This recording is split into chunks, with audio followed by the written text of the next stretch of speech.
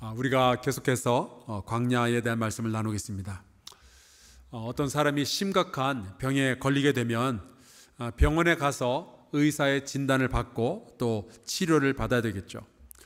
그런데요, 이게 중병에 걸려서 병원에 입원을 하잖아요. 그러면은 뭐 의료보험이나 의사나 간호사, 약 그런 것만 필요한 것이 아닙니다. 곁에서 응원해 주는 사람들이 또 필요하게 됩니다. 저희 장모님께서 몇 년 전에 혈액암에 걸리셨을 때 참 좋은 의사와 병원을 만났습니다. 하지만 거기에 더불어서 우리 장모님께서는 든든한 남편과 또 기도해주는 교회와 그리고 사랑스러운 세 딸이 있었어요. 그래서 교회에서는 성도들께서 날마다 기도해 주시고 또 세 딸은 돌아가면서 어머니 곁에 병상을 지키며 간호하고 성경도 읽어주고 또 같이 기도하고, 어머니가 많이 힘들어하면은 여기까지 왔는데 조금만 더 버티면 된다고 용기를 주고, 그렇게 영적으로 정서적으로 지지해 주는 사람들이 있으니까요, 저희 장모님은 힘을 내어서 병하고 싸웠고 지금은 아주 건강하게 완치가 돼서 잘 살고 계십니다. 코로나19가 우리 사회에 찾아왔어요. 우리 모든 사회가 마치 중병에 걸린 것처럼, 병원에 입원한 것처럼 힘들고 아파하고 있습니다. 우리 성도들 가운데는 아직까지는 코로나19에 감염된 분은 없지만 감염된 것만큼이나 아픈 시간을 보내고 계시는 분들이 많이 계셔요. 여행업 하시던 분들, 식당 하시던 분들, 학교에 그 학용품 납품하시던 분들, 부동산 하시던 분들 다들 어렵죠. 앞이 보이지도 않고 끝이 보이지도 않습니다. 우리 학생들도 도대체 어떻게 시험 준비를 해야 되는지, 어떻게 공부를 해야 되는지 막막한 거예요. 또 아이들이 계속 집에 있으니까 아이들을 돌봐야 되는 부모님들의 책임도 많이 커졌죠. 그러고 보면 우리가 다 광야길에 들어선 것만 같이 참 힘들고 어려운 시간을 보내고 있습니다.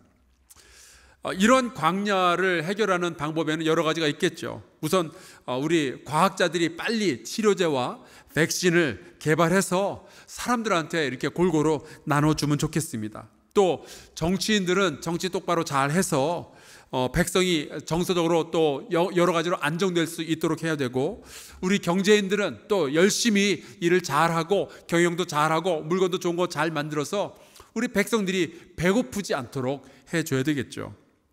자, 그렇다면은 이 시기에 목사는 뭘 할 수 있을까요? 어떻게 우리 성도들을 도울 수 있을까요? 저는 두 가지 목표를 세웠습니다. 첫째는 우리 성도들의 아픔에 함께하며 계속 응원해 드리는 거예요. 하나님께서는 절대로 우리를 버리지 아니하신다는 이 역사적 사실, 성경에 분명하게 드러나 있는 이 진리를 우리 성도들에게 계속 말씀드리는 것이 저의 사명 가운데 하나입니다. 믿음으로 이 위기를 우리는 함께 이겨낼 수 있다라고 응원하는 것, 그것이 저의 첫 번째 목표예요. 둘째로는 이 어려움의 광야의 시간을 통해서 인생의 진리를 함께 깨닫고 배우는 것입니다. 살다 보면요, 아파보지 않고는 배울 수 없는 소중한 진리들이 있더라고요. 그래서 이 고난 속에서만 깨달을 수 있는 하나님의 말씀, 하나님의 가치, 하나님의 진리들이 있다면 그것을 여러분과 함께 나누는 것이 함께 광야를 지나가는 여러분을 향해서 제가 가지고 있는 저의 마음입니다. 오늘은 광야에서 꾸는 꿈에 대하여 갈렙의 이야기를 통해서 여러분과 함께 좀 나누려고 합니다. 여러분, 제가 이런 질문 한번 드려볼게요. 삶이 너무 어려우면요, 꿈을 접어야 될까요? 아니면 우리의 삶이 어렵고 고통스러울수록 더욱더 꿈을 선명하게 붙잡아야 될까요? 여러분은 어느 쪽을 선택하시겠어요? 말씀해 보니까 갈렙은요 45년간의 광야길을 지나가면서 그의 꿈이 점점 더 선명해졌습니다. 그는 꿈을 붙잡고 광야를 지나갔던 사람이었어요. 오늘 말씀 6절에 보면은 이렇게 기록하고 있습니다. 그때에 유다 자손이 길갈에 있는 여호수아에게 나아오고 그니스 사람 여분네의 아들 갈렙이 여호수아에게 말하되 여호와께서 가데스 바네아에서 나와 당신에게 대하여 하나님의 사람 모세에게 이르신 일을 당신이 아시는 바라. 사람이 살다 보면은 평생 잊을 수 없는 그런 날들을 경험할 때가 있죠. 아마 여러분 가운데는 1950년 6월 25일 그날을 지금도 생생하게 기억하는 분들이 있을지도 모르겠어요. 어디선가 포탄 터지는 소리가 들리기 시작하고 그렇게 한국 전쟁이 시작이 되죠. 저희 어머니도 종종 그런 말씀을 해주셨어요. 아마 평생도록 그 기억을 잊지 못하셨던 것 같아요. 저희 인생에도 잊을 수 없는 날들이 있습니다. 그 중에 하루가 1994년 4월 16일 토요일이었는데 바로 이 자리에서 제가 결혼을 했습니다. 그때 이제 저와 제 아내에게 어렸을 때 세례를 주셨던 목사님에게 우리 결혼 주례를 부탁을 드렸었는데 이분이 여기 올라오셔서 주례사만 한 30분을 하셨던 것 같아요. 그때 그 주례사를 들으면서 제가 결심한 바가 있습니다. 내가 목사가 되면 그 어떤 사람의 어떤 결혼 주례도 5분을 넘기지 않겠다. 지금까지는 제가 제 결심한 대로 잘 지켜오고 있습니다. 오늘 우리가 함께 읽은 이 여호수아서 14장에 나오는 말씀은 갈렙이 평생 잊을 수 없었던 어떤 날에 대한 기억이에요. 이 날을 갈렙은요 45년 동안이나 기억하고 마음속에 담고 살아왔던 거예요. 도대체 45년 전에 가데스 바네아에서 무슨 일이 있었을까? 어떤 일이길래 이 일을 갈렙도 기억하고 여호수아도 기억하고 있는 일일까? 7절에 보면은 그 답이 있습니다. 내 나이 40세에 여호와의 종 모세가 가데스 바네아에서 나를 보내어 이 땅을 정탐하게 하였으므로 내가 성실한 마음으로 그에게 보고하였습니다. 이거는 성경에 보면 아주 유명한 이야기죠. 이제 이스라엘 백성이 모세와 함께 이제 애굽을 탈출합니다. 홍해를 건너죠. 그리고 시내 산에 가서 거기서 거의 1년을 넘게 기다리며 1년 동안 기다리면서 율법도 받고요. 그리고 성막도 짓고 그렇게 합니다. 그리고 이제 시내산을 지나서 가나안이 이제 멀찌감치 보이는 가데스 바네아까지 가게 돼요. 거기서 조금만 더 가면은 이제 가나안 땅으로 들어가게 되는 겁니다. 근데 이제 가나안 땅에 들어가기 전에 먼저 이제 모세는 12명의 스파이를 풀어서 가나안 땅을 정탐하게 합니다. 각 지파에서 한 명씩 총 12명을 뽑아서 먼저 보냈어요. 그때 여호수아와 갈렙도 자기 지파의 대표자가 되어서 가나안 땅을 정탐하고 돌아오게 됩니다. 그때 갈렙의 나이가 40살이었던 것 같아요. 그렇게 갈렙은 가데스 바네아에서 가나안 땅으로 들어가서 정탐을 한 뒤 돌아와서 성실하게 보고를 하게 됩니다. 8절 나와 함께 올라갔던 내 형제들은 백성의 간담을 높게 하였으나 여호수아와 갈렙을 제외한 나머지 10명의 보고를 듣고서는 백성들이 좌절하게 된 거예요. 절망하게 된 거예요. 하지만 나 갈렙은 내 하나님 여호와께 충성하였으므로 갈렙과 여호수아를 뺐던 나머지 10명의 스파이는요 우리 실력으로는 이 가나안 땅을 정복할 수 없다라는 결론을 내리고 그런 보고를 하게 됩니다. 이 이야기는 민수기 13장에 아주 자세하게 기록이 되어져 있어요. 그 땅에 살고 있는 백성들은 너무 크고 장대한 거인들 같다는 거예요. 그에 비하면 우리는 메뚜기 같다. 그러면서 우리는 이 땅 못 들어간다라고 이야기를 한 거죠. 그 이야기를 들었던 이스라엘 백성이 밤새도록 통곡하고 울었습니다. 이게 뭐냔 말이에요. 그렇게 열심히 이집트를 탈출해서 여기까지 왔는데 벌써 2년 동안이나 광야 생활을 하면서 여기까지 왔는데 이제 와서 그 땅을 들어가지 못한다니, 그 땅을 정복하기에는 우리가 너무 미약해 보인다니 도대체 이게 어찌된 일이냐 하는 거죠. 그래서 밤새도록 울은 다음에 이 이스라엘 백성들이 이런 생각을 합니다. 그렇다면 이제 모세와 아론을 죽여버리고 우리 다시 리더를 세워서 이집트로 돌아가자. 다시 돌아가서 종살이라도 하면은 먹고 살 수는 있지 않겠느냐. 그때 그 이야기를 듣고 갈렙과 여호수아가 어떻게 한 줄 아십니까? 자기들의 옷을 찢기 시작합니다. 그러면서 백성들 앞에서 눈물로 호소를 하는 거예요. 여호와께서 우리를 기뻐하신다면 우리의 능력이 아니라 그 하나님의 능력으로 우리를 가나안 땅으로 인도해 들이시지 않겠느냐. 여호와를 거역하지 말자. 가나안 땅과 그 백성들을 두려워하지 말자. 여호와 하나님께서 우리와 함께 해주신다. 가나안 족속은 우리의 밥이다. 울면서 그 백성들 앞에서 호소를 했어요. 근데 그럼에도 불구하고 이스라엘 백성은요 마음을 돌이키지 아니하고 오히려 모세와 아론뿐만이 아니라 여호수아와 갈렙마저 돌로 쳐서 죽일 생각을 하게 됩니다. 그 순간 여호와 하나님께서 영광 가운데 임재를 하시죠. 그러면서 모든 상황이 일순간에 정리가 됩니다. 여러분, 하나님의 임재가 있으면 혼돈이 해결되는 줄로 믿습니다. 요즘 대한민국 정부와 매스컴이 코로나19, 포괄적 차별금지법 이런 것들을 빌미 삼아서 교회를 이상한 집단으로 몰고 가고 있는데, 여러분, 때가 되면 하나님께서 다 정리해 주실 줄로 믿습니다. 그러니까 여러분 걱정하지 말고요, 기죽지 말고요, 당당하게 기도하시고 당당하게 예수의 이름을 선포하시기를 주의 이름으로 축원합니다. 45년 전 갈렙도 기억하고 있고 여호수아도 기억하고 있는 바로 그날 모세가 무슨 말을 했는가? 여호수아서 14장 9절에 이렇게 되어 있어요. 그날에 모세가 맹세하여 이르되 내가 내 하나님 여호와께 충성하였은즉 내 발로 밟는 땅은 영원히 너와 내 자손의 기업이 되리라 하였나이다. 여러분, 그날 이 약속은 갈렙의 꿈이 됩니다. 네가 밟는 땅은 전부 너와 너의 후손에게 주겠다. 여러분, 이 갈렙이라는 사람은요, 그 이름의 뜻이 기가 막힙니다. 개라는 뜻이에요. 개.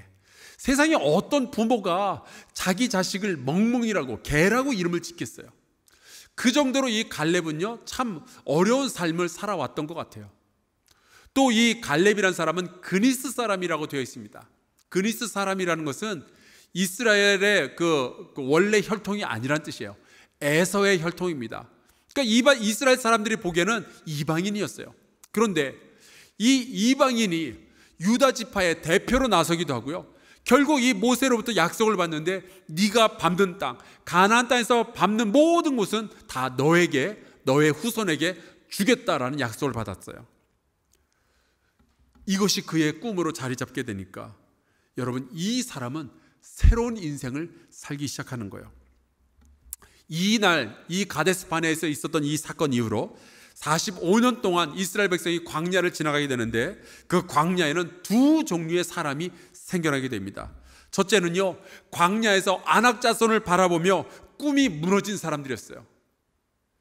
또 다른 부류는요, 광야에서도 아낙 자손을 무찌르고 땅을 차지할 꿈을 꾸는 두 사람, 여호수아와 갈렙이었습니다. 저는 이 말씀을 묵상하면서 그런 생각을 해봤어요. 과연 38년 동안 그 메마른 광야를 지나가면서 그 고난을 다 겪으면서 갈렙은 행복하였을까? 여러분 어떻게 생각하세요? 저는 갈렙이 행복하였다라고 생각합니다. 왜냐하면 광야의 목마름과 그 배고픔과 그 모든 두려움을 겪으면서도요, 갈렙은 꿈을 꾸는 사람이었어요. 언젠가는 나와 나의 후손에게 땅이 생길 것이다. 언젠가는 아낙 자손을 전부 물리치고 하나님의 나라를 이 가나안에 세우게 될 것이다. 여러분, 이 갈렙이란 사람은요, 현실 속에서 꿈을 버린 사람이 아니라 꿈을 꾸면서 현실을 견뎌냈던 사람이었어요. 주님, 이 꿈을 이루어 주옵소서. 그러면서 그는 38년의 광야를 지나가고 7년 동안의 가나안의 전투를 견뎌냈던 겁니다. 이 가나안 땅에 들어와서도 참 많은 일들을 경험하게 되죠. 가장 먼저 그는 여호수아와 함께 여리고성을 정복했어요. 그런데 여러분 아시다시피 여리고성은요, 칼과 창으로 정복한 것이 아닙니다.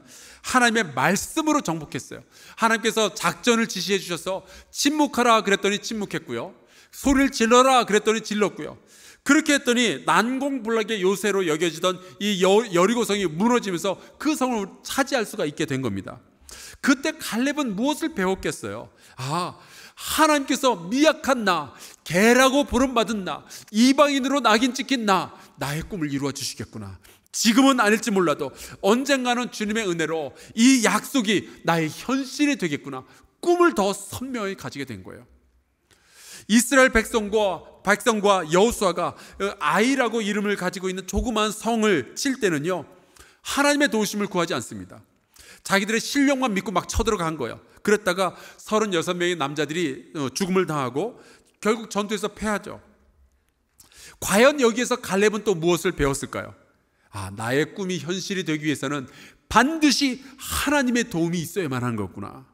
오직 주님만이 나의 도우심이고 나의 능력이시며 나의 소망이 되시는 거구나. 여러분, 이 갈렙과 동일한 고백을 하는 저와 여러분 될 수 있기를 주의 이름으로 축원합니다. 그렇게 7년 동안 이스라엘 백성은 이제 예루살렘을 정복하고요, 그 다음에는 아모리 땅을 정복하게 됩니다. 가나안 북쪽도 정복하고요. 여호수아서 11장에 보면은 가나안의 어떤 땅들을 차지했는지가 자세하게 나와 있어요. 그런데 22절에 가서 보면은 아주 놀랍고 재미있는, 어떻게 생각하면 되게 웃긴 구절이 하나 나옵니다. 이렇게 돼 있어요. 이스라엘 자손의 땅에는 아낙 사람들이 하나도 남지 아니하였고 가사와 가드와 아스돈만 남았더라. 여러분, 45년 전에 이스라엘 백성들이 그런 말을 했어요. 아낙 자손은 거인들과 같고 우리는 그들 보기에 메뚜기 같을 것이라. 그 아낙 자손을 보면서 너무 무서운 나머지 꿈을 접어버린 사람들이 있었어요. 더 이상 꿈을 꾸지 못하게 된 사람들이 있었어요. 그런데 45년이 지나가며 현실은 어떻게 변했는가? 그 메뚜기 같았던 이스라엘 자손들이요, 거인 족속들을 물리치고 그 땅을 차지하게 된 거예요. 사랑하는 성도 여러분, 하나님께서 도우시면 어떠한 적도 물리칠 수 있게 되는 겁니다. 어떠한 어려움도 우리가 이겨낼 수 있는 거예요. 물론 힘든 광야를 지나가는 것도 힘들죠. 그런데 설상가상으로 우리 앞길을 떡하니 막는 거대한 거인 같은 장애물을 만나게 되면 얼마나 기가 막히겠어요. 하지만 하나님께서 도우시면은요, 고난의 광야도 우리 앞을 막아선 크고 두려운 거인과 같은 인생의 문제도 전부 해결될 줄로 믿습니다. 여러분, 고난 속에서도요, 꿈을 버리지 아니하고 하나님의 도우심을 믿으며 그 꿈을 붙잡은 자는 역사의 주인공이 되는 거예요. 그런데 이제 세월에는 장사가 없다는 말이 있죠. 그렇게 치고받으면서 세월이 지났고 여호수아가 드디어 힘이 좀 빠지게 됩니다. 여호수아는 110살에 죽은 것으로 알려져 있는데 아마 그 정도 나이가 되었을 것 같아요. 여호수아서 13장 1절에 하나님께서 이렇게 말씀하십니다. 여호수아가 나이가 많아 늙음에 여호와께서 그에게 이르시되 너는 나이가 많아 늙었고 얻을 땅이 매우 많이 남아 있도다.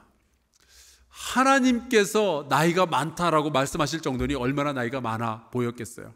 그런데 문제는 땅이 아직 남아있는 거예요. 아직 정복이 끝나질 않은 거예요. 여호수아가 이 이야기를 들을 때 별로 기분이 좋지는 않았을 겁니다.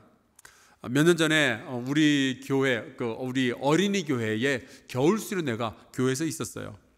저도 이제 밤마다 찾아가서 아이들 하나하나 머리에 손을 얹고 제가 안수하며 축복 기도를 해 주었는데, 그때 이 아이들이 제가 담임 목사라는 것을 알고 저를 보면 인사도 하고 그러는 거예요. 얼마나 아이들이 예쁘고 또 제 마음이 뿌듯했는지 몰라요.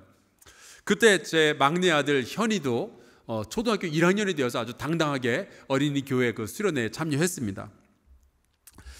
근데 이제 한날 이제 제가 또 안수기도 다 해주고 집으로 가는 길에 어떤 꼬마 아이가 이렇게 쪼르르 쫓아오더니 저한테 물어보는 거예요. 목사님, 현이가 목사님 아들이에요? 그러는 거예요. 그러니까 수련회 기간 동안에 저희 막내 아들하고 그 아이가 같은 교회에서 활동을 했었나 봐요. 야, 이 아이가 담임 목사만 알아보는 게 아니라 담임 목사의 아들까지 알아보는 거구나. 그래서 제가 얼마나 기특하게 생각했는지 모릅니다. 그래서 제가 활짝 웃으면서 맞다고, 현이가 내 아들이라고 그랬거든요. 그랬더니 그 아이가 저한테 한마디 툭 던지는데 이렇게 얘기했어요. 아우, 저는 현이가 목사님 손자인 줄 알았어요. 이놈의 자식을. 아직 할 일이 남아있는데, 정복하지 못한 가나안 땅이 있는데 이 여호수아가 늙어버린 거예요. 그러면 이 나머지 가나안 땅은 어떻게 해요? 헤브론 땅, 아직 아낙 자손들이 남아있다는데 그 땅 어떻게 해요? 그때 혜성같이 등장했던 사람이 바로 갈렙이라는 사나이입니다. 제가 사나이라고 말했지만 이 사람의 나이는 그때 85세였어요. 근데 이 사람이 11절에 이렇게 이야기를 하죠. 내가 여전히 강건하니 내 힘이 그때나 지금이나 같아서 싸움에나 출입에 감당할 수 있습니다. 무슨 이야기예요? 나 아직 젊다는 거예요. 아직 꿈을 쫓아서 일할 나이다. 그렇게 이야기를 하는 겁니다. 이 갈렙이 12절에 이렇게 말을 해요. 그날에 여호와께서 말씀하신 이 산지를 지금 내게 주소서. 내가 아직 그 꿈을 접지 않았다는 거예요. 45년이 지났지만 내 마음속에 담겨져 있는 이 꿈은 내가 한순간도 잊을 수가 없다고 이야기를 하는 거죠. 45년 전에 그 약속 아직도 내 가슴 속에 살아서 나를 광야를 지나가게 하고 나로 하여금 이 전투에 담당하게 한다라는 이야기입니다. 이 사람은 도대체 어떻게 이럴 수가 있었을까? 어떻게 38년 동안의 고통스러운 광야를 지나가고 7년 동안이나 치열한 전투를 하면서도 어떻게 이런 이야기를 할 수가 있을까? 여러분, 이 사람은요, 고난 속에서도 여호와 하나님의 말씀을 믿으며 그 하나님의 말씀, 그 약속을 자기의 꿈으로 삼았기 때문이에요. 이 사람의 마음속에는 소망이 사라지질 않는 거예요. 아무리 힘들고 어려워도. 제가 이 갈렙의 영광스러운 이야기를 묵상하면서 배우는 것이 있습니다. 여러분, 현실이 가장 처절해질수록 꿈을 더 선명하게 가져야만 광야를 우리가 넉넉하게 이겨낼 수가 있는 거예요. 굉장히 많은 사람들이 광야와 같은 인생, 광야와 같은 시기를 지나갈 때 자꾸만 꿈을 포기하려고 그래요. 너무 힘드니까. 당장 먹고 살기 힘든데 미래를 꿈꾼다는 게 사치 같습니다. 그런 이야기를 하면서 자꾸만 그냥 생존하는데 자기의 인생을 걸려고 그래요. 어떤 사람은 고난이 너무 힘들고 너무 좌절이 되니까 자살로 인생을 끝내려는 사람들도 있어요. 아니에요, 여러분. 시편 118편 17절에 이런 말씀이 있습니다. 내가 죽지 않고 살아서 여호와께서 하시는 일을 선포하리로다. 이 시인은 자기 인생의 가장 힘든 순간을 만난 거예요. 내가 어떻게 해야 될까? 나를 공격하는 사람들이 이렇게 많고 내가 피할 곳이 없어 보이는데 나는 어떻게 하면 될까? 그 힘든 순간 속에서, 그 광야의 시기 속에서 이 시인은요, 다시 한번 꿈을 붙잡습니다. 그는 고통 가운데 있었지만, 두려움 가운데 있었지만, 정말 죽을 것 같이 힘이 들었지만 여호와께서 하시는 그 일을 내가 선포하고 싶다라는 그 꿈을 가지게 되는 거예요. 그래서 그 광야의 고난 속에서, 그 죽을 것 같은 힘든 과정 속에서 이렇게 말을 하는 겁니다. 내가 죽지 않고 살아있겠다. 왜요? 내 삶을 통해서 하나님께서 어떤 일들을 벌여나가시는지 보고 싶은 거예요. 그 여호와 하나님을 자기의 입술로 선포하고 싶은 거예요. 찬양하고 싶은 거예요. 여러분, 하나님께서 우리를 도와주시면요, 아무리 어려운 고난 속에 있을지라도 우리는 여호와 하나님을 끝내 찬양하게 될 줄로 믿습니다. 지금 고난 속에 있지만 절대로 절망하지 마세요. 살아있으면요, 언젠가 하나님께서 일하시는 역사를 우리가 보고 그것을 선포하게 될 날이 있을 거예요. 고난의 광야 속에서도 소망을 버리지 않고 그 꿈을 꾸면서 살아가는 사람들의 그 인생, 그것을 성경이 뭐라고 부르는지 아십니까? 그들의 인생을 선한 싸움이라고 부릅니다. 디모데후서 4장에 보면은 사도 바울이 자기가 죽을 때가 가까이 왔다라는 것을 알게 되죠. 그래서 유언과 같은 이야기를 남겨놓습니다. 그런데 이 사도 바울은요, 예수를 믿은 이후에 너무나도 많은 고난을 경험을 했어요. 매도 참 많이 받았고요, 바다에서 그 파손하는 배 속에서 몇 주야를 그렇게 지나기도 했습니다. 감옥에 갇히기도 했고요. 정말 우리가 상상할 수 없는 수많은 고난을 경험했던 사람이 이 바울이었어요. 그런데 그 사도 바울이 자기의 인생을 되돌이켜 보면서 하는 말이 있습니다. 디모데후서 4장 7절. 나는 선한 싸움을 싸우고 나의 달려갈 길을 마치고 믿음을 지켰습니다. 여러분, 사도 바울은 자기가 경험했던 그 모든 고난들, 그 광야의 시간들, 그 인생을 두고 선한 싸움이라고 부르는 거예요. 사람이 고난 속에서 절망해버리면요, 그 모든 고난은 다 쓸데없는 시간이 되어버리고 마는 거예요. 쓰레기 같은 인생을 살아가게 되는 거죠. 하지만 소망을 가지고 있는 사람들은요, 그 모든 고난이 그에게 있어서는 다 의미 있는 선한 싸움이 되는 겁니다. 자, 그렇다면 사도 바울은 어떤 소망을 가졌는가? 8절에 이렇게 기록해 놨어요. 이제 후로는 나를 위하여 의의 면류관이 예비되었으므로 주 곧 의로우신 재판장이 그날에 내게 주실 것입니다. 내가 지금 당하는 이 고난을 견뎌내는 배경에는 소망이 있다는 거예요. 나에게 의의 면류관이 주어질 것을 내가 소망하고 있으니까 지금 내가 견뎌나고 있는 이 고난은 나에게 있어서 선한 싸움이라는 이야기예요.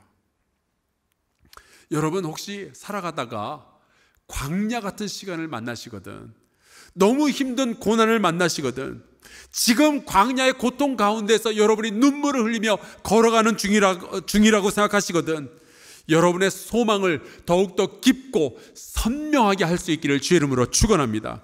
여러분, 소망이 가장 빛나는 순간은 우리의 인생이 가장 어두울 바로 그때예요. 성경은 우리에게 분명히 가르쳐주고 있습니다. 광야가 힘들다고 소망까지 내려놓으면요, 이런 사람들은 광야 안에서 죽어가게 되는 거예요. 꿈을 포기한다는 것 자체가, 소망을 포기한다는 것 자체가 하나님을 향해서 불신앙의 죄가 되기 때문에 그렇습니다. 하지만 갈렙을 보세요. 그의 인생은요, 고난 속에서도 꿈을 더욱 굳세게 붙잡은 자들은 반드시 약속의 땅 가나안에 들어가게 된다는 것을 우리에게 가르쳐주고 있잖아요. 왜냐하면 그것이 여호와 하나님을 향한 믿음이 되기 때문에, 하나님의 약속을 믿고 꿈을 품게 되니까 45년 동안 광야를 지나가면서도 7년 동안 전투를 하면서도, 그리고 그 사이에 먹은 85세의 나이도, 안악 자손의 강력함도 아무런 문제가 되질 않는 거예요. 사랑하는 성도 여러분, 아무리 힘들고 어려워도요, 우리 겁먹지 맙시다. 현실이 처절해 보일수록 꿈을 더 선명하게 가질 수 있기를 바랍니다. 만약에 지금 나의 오늘 이 현실로부터 미래를 바라볼 수 없을 정도로 내가 힘들다면, 그러면 찬란한 미래의 소망으로부터 지금의 나를 바라보면 되잖아요. 내가 얻게 될 그 찬란한 면류관을 바라보면 지금 나의 이 하루하루의 삶은 선하고 영광스러운 싸움이 되는 거잖아요. 하나님의 구원의 약속이 내게 있고, 이제 우리가 꿈꾸었던 산지를 가지게 될 텐데, 광야의 고난이 45년이 되고 내가 85세의 나이가 된들, 그게 무슨 상관이 있겠어요? 너무 힘들어서 일이 손에 잡히지 않습니다. 그렇다면 여호와 하나님의 말씀을 붙잡으면 되잖아요. 우리를 버리지 아니하시며 우리를 눈동자처럼 지키겠다는 그 하나님의 말씀을 붙잡으면 되잖아요. 하나님의 나라는 가장 고되고 가장 처절한 광야의 순간에도 가장 거룩한 꿈을 포기하지 않았던 사람들에 의해서 실현될 줄로 믿습니다. 사랑하는 성도 여러분, 힘들죠. 참 어렵죠. 아프죠. 그때에도 꿈을 꾸는 저와 여러분 될 수 있기를 주의 이름으로 축원합니다. 제가 이 말씀을 묵상하면서 찬양을 한 그 찬송가가 있습니다. 490장. 여기에 보면 이런 가사가 나와요. 마음 괴롭고 아파서 낙심들 때 내게 소망을 주셨습니다. 세상 풍조는 나날이 변하여도 나는 내 믿음을 지켜가겠습니다. 아프고 힘들지만, 현실을 바라보면 참 막막하지만, 이때야말로 우리에게 소망이 가장 필요한 시기예요. 여러분, 우리 같이 찬송가 부르고요, 이 찬송가의 가사를 나의 기도의 제목으로 삼고 같이 좀 기도했으면 좋겠습니다.